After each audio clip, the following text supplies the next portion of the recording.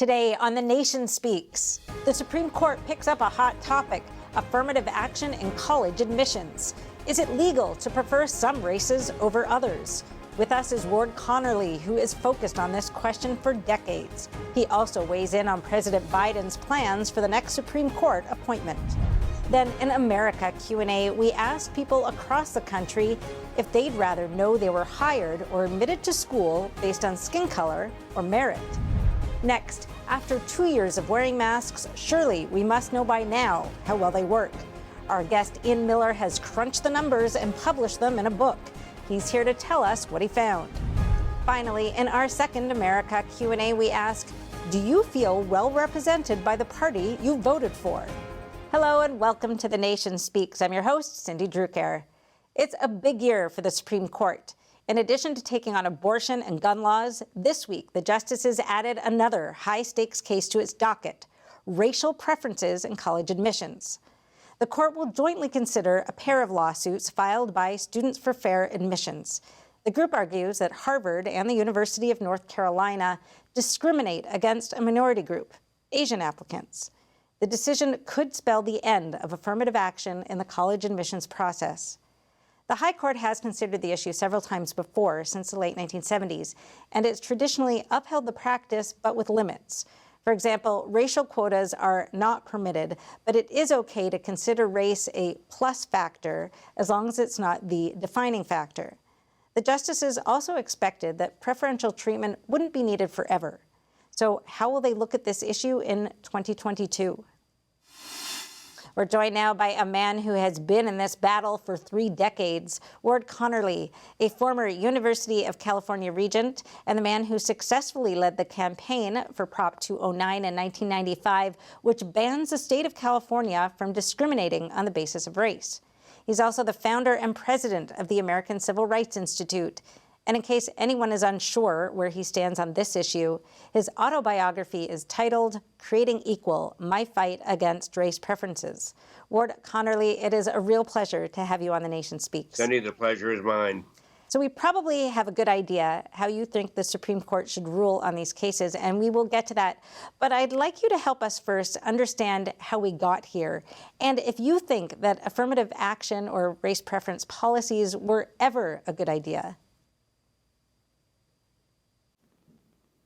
You know, I wrestle with the whole question of whether it was a good idea or not, because we should have been able to foresee what would happen after we started it, but we did not.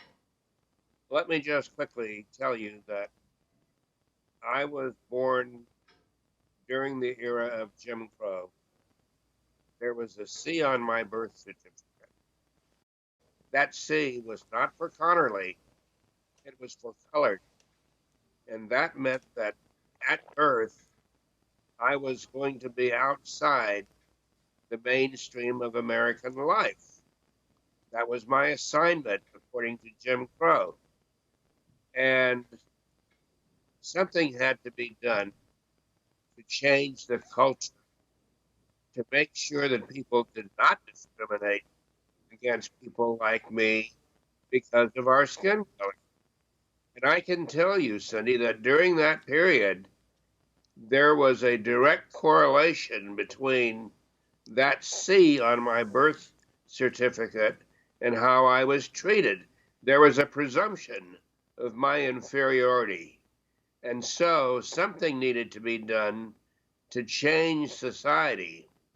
And affirmative action, which when President Kennedy signed it, affirmative action was intended to be an aggressive approach toward discrimination, toward racism. Lyndon Baines Johnson, however, changed it after President Kennedy was assassinated to produce goals and timetables and explicit race consciousness. And there was no need for that. That was not the way to go. In fact, President Kennedy had said, race has no place in American life or law. And so we created a system that was destined to become permanent, which it was not supposed to be, and one that became a system of preferring one person over another on the basis of race. Our thinking during that period about affirmative action was that nobody was harmed. This was simply readying Black people to participate in American life. It was just helping the people who were the intended beneficiaries with no harm or detriment to anybody else. Well, we now know that that is not what has happened. Affirmative action has become permanent. It is something that Black people believe they can't do without. I can't begin to tell you the abuse that I have suffered from Black people because I'm, quote, taking away something that they believe they've earned.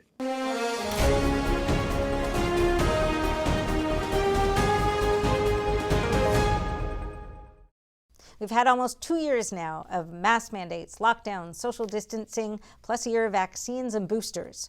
So we should have enough data by now to know what does and doesn't work. And yet there is still a patchwork of widely different policies across the country and across the world. And that applies to community mask wearing probably more than anything else. So what does the data say? The CDC this week reiterated its advice that masks help prevent the spread of COVID-19 when worn consistently and correctly, and we should choose a mask with the best fit, protection, and comfort. They include N95s, KN95s, surgical masks, and cloth masks. So what does the data say? We are joined now by Ian Miller, who has just released a new book, Unmasked, The Global Failure of COVID Mask Mandates. Ian, welcome. Thanks so much for having me. So over the course of the pandemic, you've made a bit of a name for yourself on Twitter by tweeting out these charts looking for a correlation between mask policies and the spread of COVID in countries and counties and across states. And now that is all in your book. Can you give us just the top level view of what you found?